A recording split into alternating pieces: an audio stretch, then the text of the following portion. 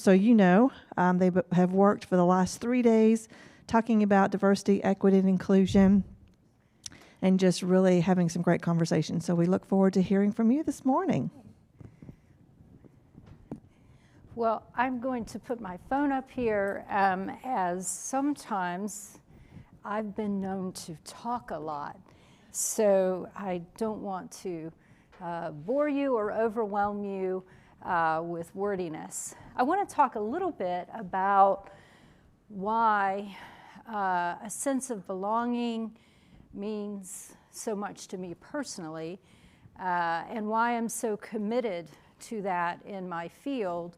And then I hope by the end of our time together and our conversation, and I hope it will be a little bit of a conversation, that I can bring it back for you. So when you leave here, you'll have a little bit of food and fuel in your tank, that when you go back to your tremendous, huge budgets that you have working at a college. I thought you'd find that humorous. With all the great budgets that you have, that you'll be able to roll out all the things that we will see in these few TikTok videos that I've downloaded to create these wonderful, amazing workspaces to change the environments. But I'll also talk about the big budget that I don't have and how I've tried to create this fun, inclusive sense of belonging in the workspace where I am, and why this purpose is so important to me in what I do. So first of all, I grew up in foster care, and looking at me today and working as a college president and having a PhD, which I really don't care if people call me doctor. I don't go by that. Most people at the college call me Brit. Hey, Brit. They don't call me president. And I like it that way. We're not about false airs at Phoenix College. I meet with people in their offices. I don't require them to come to mine. In fact, if you come into my office, you'll find me sitting at my table, not behind that big power desk. So I'm all about removing barriers, because I think that's the first step to creating a sense of belonging. One of my philosophies is you need to lead with your title. You're done. You're done, because if your title is what you use to create change, you're probably finished before you get started. My theory behind that is people follow the person, the human being, in the position first, and then they follow the vision and what it is that you're trying to roll out. And all of that comes back to that sense of belonging, that sense of belief. You see, if you're leading with your title, they're just obeying. They're not there out of a sense of purpose, out of a mission or your vision. They're there to collect a paycheck. And that's a big difference. And so that is why a sense of belonging and a sense of inclusion matters. And so I go back to what I was just talking about. I grew up in foster care. And so finding that sense of belonging, that connection to other people, really matters to me very, very much, and for the students that I lead. I became a college president not to see if I could make Phoenix College the biggest college in Maricopa Community College District. I became a college president because I wanted to see how many lives I could change. Yeah, there are footsie models and budgets that are based on how many students we enroll, but our greatness is measured by the lives that we change. Now here in Maricopa County, we have a very diverse population. A very diverse population. Students like me who have been told and whispered in so many ways, whether directly or indirectly, that this path is not meant for them. Whether the movies have told them that, society has told them that, it has been whispered in their ear in some shape, form, or fashion, that greatness is not for you, and that is our battle. So we have to overcome that. My guidance counselor said college is not for you, but it obviously was. Not only was I destined to go and complete college, I was destined to lead one. I wish I could find her and tell her where I was. And so that is why creating a sense of belonging is very important to me. And so I have this theory that people want to be around greatness, that they want to affiliate with greatness. Deep down inside, that's what people want. That's my theory. And that also we want to be in spaces where we feel comfortable. Think about it. You ever gone to a party where you're just not quite comfortable? Maybe it was when your mother-in-law was there and you're just itching to get home. Holidays, so just do the thing and then we get out as fast as we can. We like to feel comfortable. Each and every one of us never dreamed of being mediocre. That was not your goal. You didn't sit and play as a child and think, I want to be mediocre when I grow up. I'm destined, and my goal is to be as average as I can. That's my hope. That's my hope for my children. I want my children to grow up and be average. We want to be and be around greatness. People vie and jockey for tickets just to be in the presence of greatness. We also like to laugh and have fun. And none of us like to feel like we don't fit in. We go where we feel like we belong. If we go in a room, we have a work party, we automatically gravitate to the people we know and work and laugh with at work. It's in our nature. We hate going to conferences where they've predetermined our seats. How many of you love it when they do that? And you're like, they're going to pair you up with people you don't normally sit with. And then you've got to talk with them, right? We hate it. Why? Because now we got to figure out how to belong with these people. And worse off, they've put you with the one person that you spend your time avoiding at the coffee pot. There they are. Well, that's what all of this is about. We live, work, and play in our comfort zones. And so our jobs as leaders and managers and HR specialists is to create an environment where people have all of this. A desire that when they show up, no matter who they are, no matter how they love or who they love or how they dress or what their background is, that they believe that in this organization they are destined for greatness. That's my job for every student who enrolls in Phoenix Colleges to get in their head and say, you are capable of greatness. I don't care who is pulling you down. I don't care who pushed you out of your house. You are capable of greatness. My job is to convince you that you are, because most people who stop out of Phoenix College, who stop out, have a GPA of around 3.0. The average student who completes has an average GPA of 3.1. It's not their ability to learn.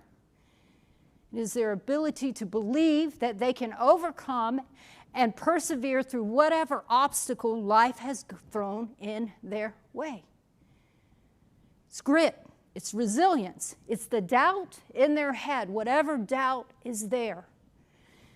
It is the ability to convince them that they have the right to be around greatness. Now, we call that imposter syndrome, right? My next theory is they need to be comfortable. They need to walk on campus or into the workplace and be able to sit down in the break room and have people to connect with. So we do team building, right? Because we want everyone, we recruit diversity, but do we build opportunities for inclusiveness once we recruit diversity? How good are we at that? It's no good to create access if we don't build seats at the table. Where's the power seat at this table? It's a round table? What about a rectangular table? Where's the power seat? At the head of the table? What if the CEO sits in the middle? It becomes wherever they sit based on their leadership style. What if I'm the CEO and I sit at this table? Where's the power? But it's a round table. Just because you give people a seat at the table doesn't mean you necessarily include them. And the same with your organization. Inviting people in doesn't mean you necessarily include them. It's the comfort zone. It's what you do when you seat them at the table. It's what you do when you hire them that matters. Hiring diversity is not enough. Recruiting diversity is not enough. It is giving them opportunities to be great. It is creating comfort. It is creating fun and laughter. It is creating the opportunity to fit everywhere. To fit. Listen to this. We're going to listen to some speakers here who are not me in just a moment. Now look at these guys. Let's see if I can make this play. Uh-oh. Go back. How do we make this play? I don't know what to do. Watch these guys.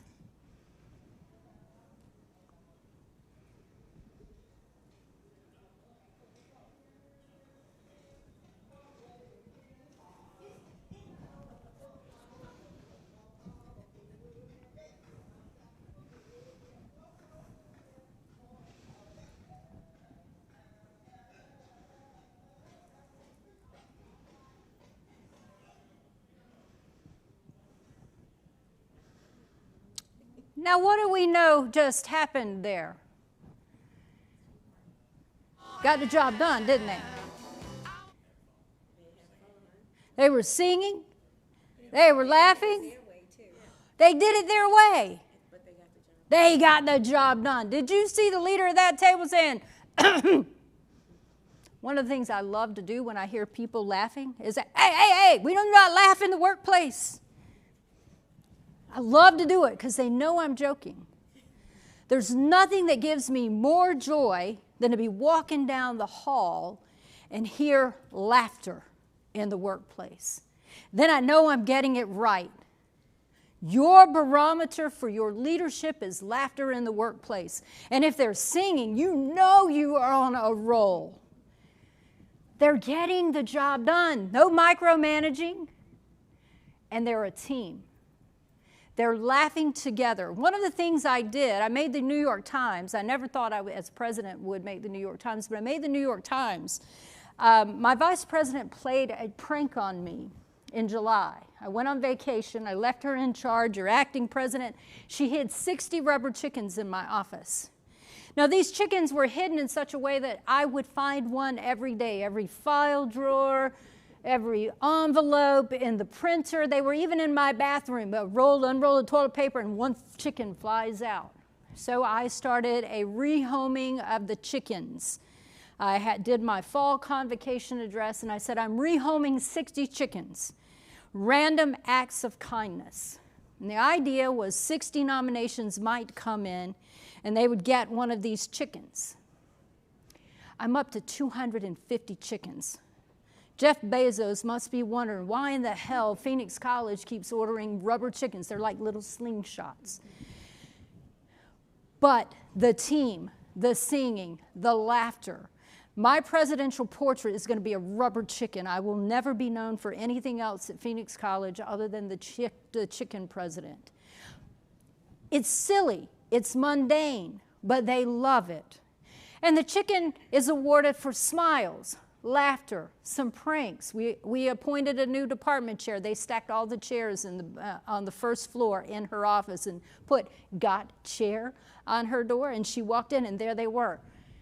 But it's the laughter, it's the camaraderie, it's that sense of belonging. It is the singing in the workplace. That is the equivalent of that.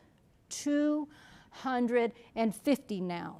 my assistant is having to put office numbers and break it down by buildings so I can go award the Rubber Chicken Prize. It is phenomenal what it has done for the culture. I never thought a little rubber chicken would come to symbolize kindness. And they're on doors, they're on computer monitors. And so with your big budgets that you have, I'm ordering chickens. They're about 50 cents a piece. And I never would have thought that faculty with PhDs and arrogance the size of this room would want and covet a rubber chicken. But more important, it would bring tears to your eyes when they write about what this person does for them to make their day. And I don't know who's more proud, the nominator or the nominatee. Now, we have other things here. Big budgets, speaking of, Google. Take a look at the Google Workspace. Here's a few reasons why Google is such a great place to work. The office has a lot of wellness features, including a slide, meditation pods, sleeping areas, quiet zones for work, and the best of all, an awesome massage chair. Oh, here's a few. Now, I know you all have budgets for all of that, and so do I. But think about bringing that down to a smaller scale. What are little things that you can do to create comfort and relaxing moments in the workday? People have buried loved ones over the last 2 years. They're coming back. They're trying to, if they've been remote, reacclimate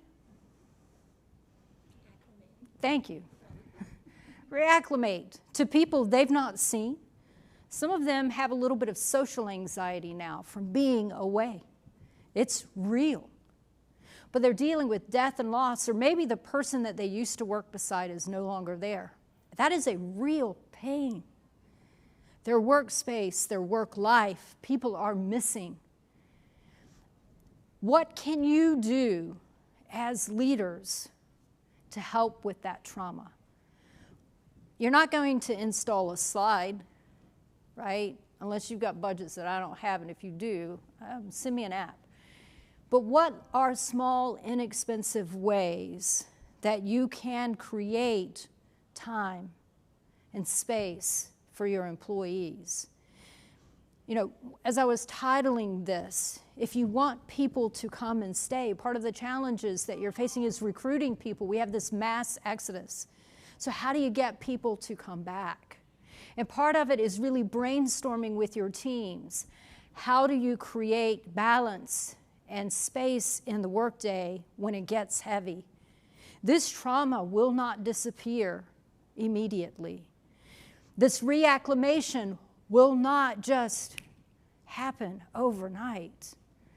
And so thinking about that, is it snacks? Is it some comfortable chairs? Is it a quiet room where they can step away just for a little bit? So we have rooms for nursing moms. Do we need rooms for aching souls? It is that compassion and that thoughtfulness that comes from a real, authentic place. Not because some speaker at a conference threw out an idea, but because you genuinely care about the people that you're leading. When they know it's real and genuine and it's coming from that place, I promise you, people will come to work for you. It will spread.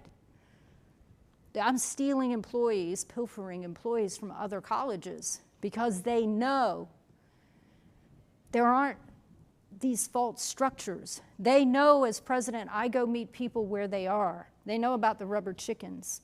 But they know, more important, the recognition of kind acts and the appreciation for that.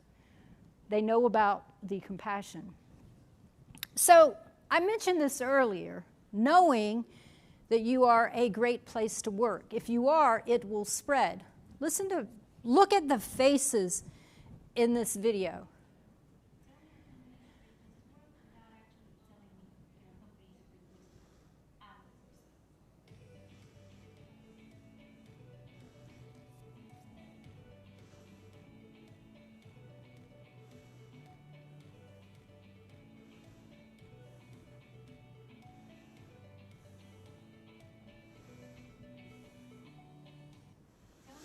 So what do you see?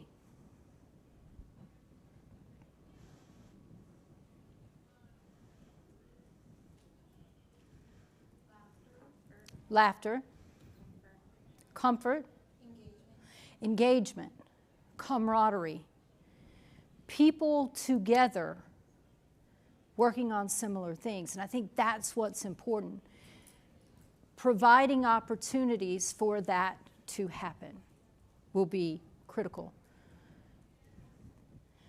The first key to creating a sense of belonging is creating a great place for people to work. That is step one. Doesn't matter how diverse your workforce is. And diversity is more than race. It's more than religion. It's people coming from multiple backgrounds. But if you're not a great place to be, it doesn't matter how homogeneous your workforce is or how diverse. You first have to be a great place to be, or it won't matter. Leaders who create a healthy work environment that nurtures the whole employee will have employees who feel valued. And when people feel valued, they will be more likely to reciprocate that respect. So, if you feel valued, you will value people around you. And how do we know that? Hurt people hurt people. Healed people heal people. If you are taking care of every single employee, their whole self, you will create a sense of belonging. Let's listen to Brene Brown.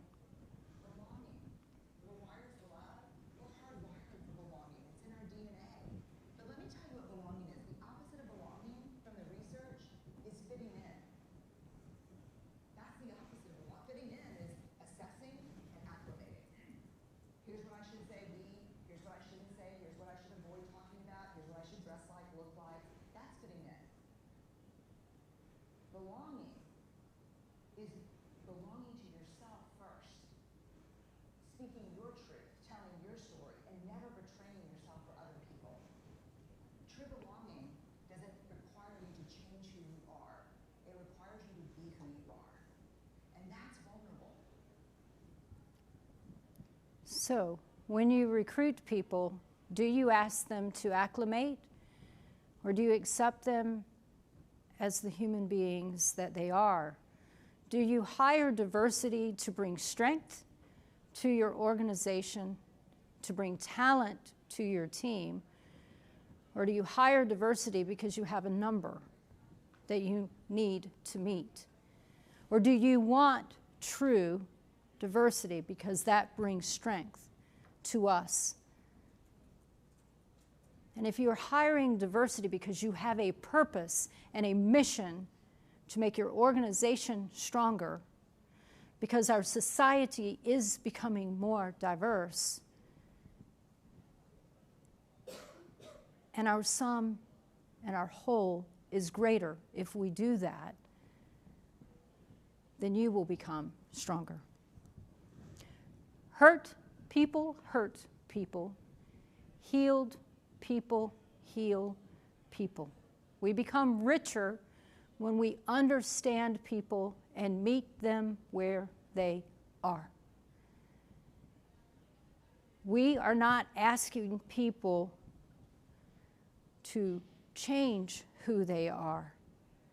We are asking people to become the best version of themselves, to help them understand that greatness lies within them, to tap into that greatness so that we can create a better world. When that is our true, authentic purpose as leaders, you will not have to go hunt for candidates.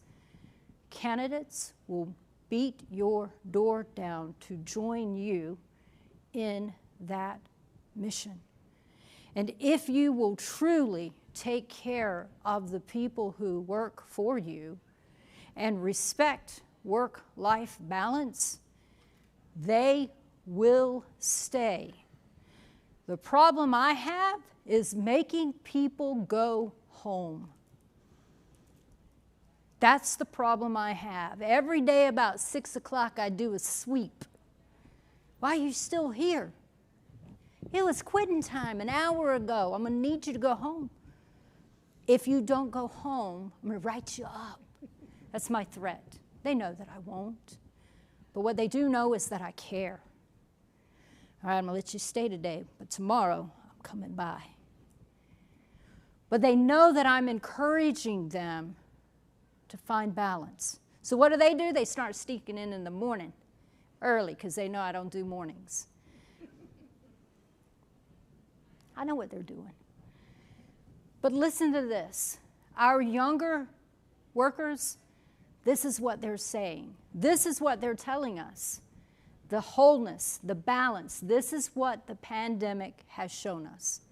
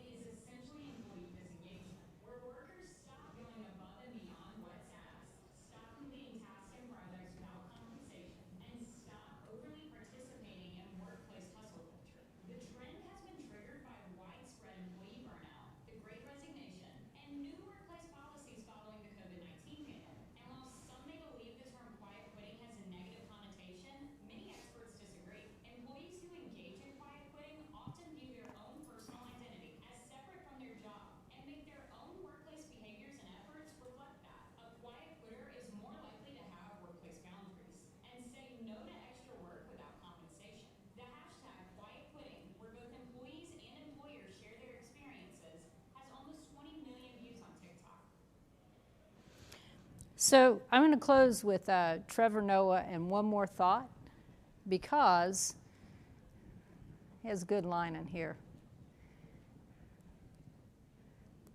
Let's skip this guy real fast.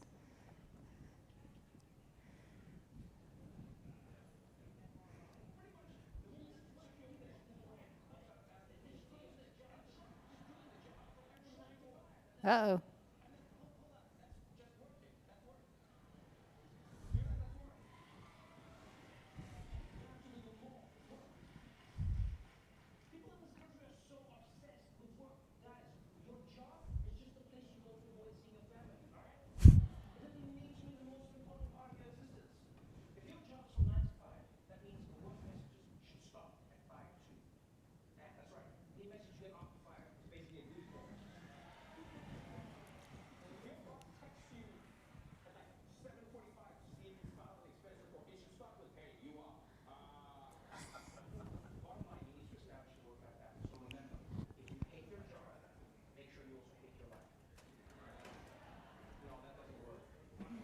So it's true.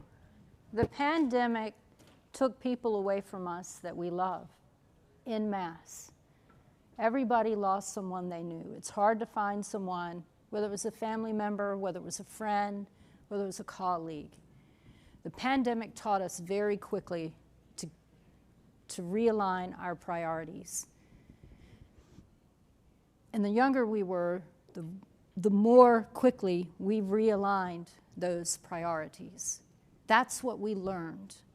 And that's what you're seeing, this quiet quitting, this great resignation. Take care of your employees. Laugh. People want to laugh. Last night, I gave the chancellor of one of the largest college districts in the nation, or the largest college district in the nation, a pair of googly eyes. Because we had a visit. We were blowing off some debris, and it hit him in the eye, and this eye is red, and this eye is not. And we had an important board reception. So me, being the smart ass that I am, ordered some googly eyes, little glasses with a spring. They're both bloodshot. And I said, look, if you're going to walk around, your eyes need to match. And these will double as protective eyewear when you're on campus. So what did he do? The other president's like, oh, no, you didn't. I can't believe you would do this. Because they're, So he gets up to deliver his address in front of all the board members and the presidents. He goes, I have this list I need to read. Let me put on my glasses. And he puts on the googly eyes. Later, the board gets up and says, learn to laugh. Learn to laugh. Create a great place to work. Create a place that's fun. Create a table where everybody has a voice, where there are no cheap seats, no matter where the boss sits. Because it's easy to shut down a voice. A seat at the table doesn't mean that you can see. A seat at the table doesn't mean you're going to be able to reach the potatoes if I don't pass them to you.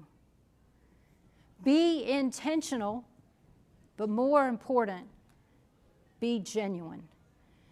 Because people can spot fake very quickly.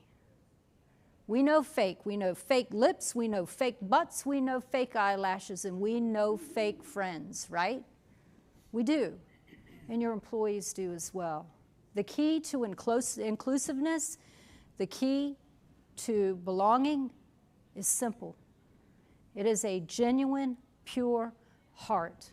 I am a white woman who grew up in foster care. I do not know what it is like to be a black woman shopping and being left out. I do not know what it is like to be a Latina and be left out. I know what it's like to grow up with your mom and dad not wanting you. And therefore, I lead with a kind, pure heart. And I ask forgiveness when I get it wrong. My authenticity is why I lead a very inclusive place and why they let me have the privilege of doing so. It's really that simple. It doesn't have to be political unless we make it that way. It has to be kind and real and genuine. And if you get that right, everything else will fall in place. And laugh. Get some rubber chickens and some googly eyes and laugh with people. Laughter is universal, and it always will be. Genuine authenticity is as well. Thank you for letting me be here. What a great honor. Thank you.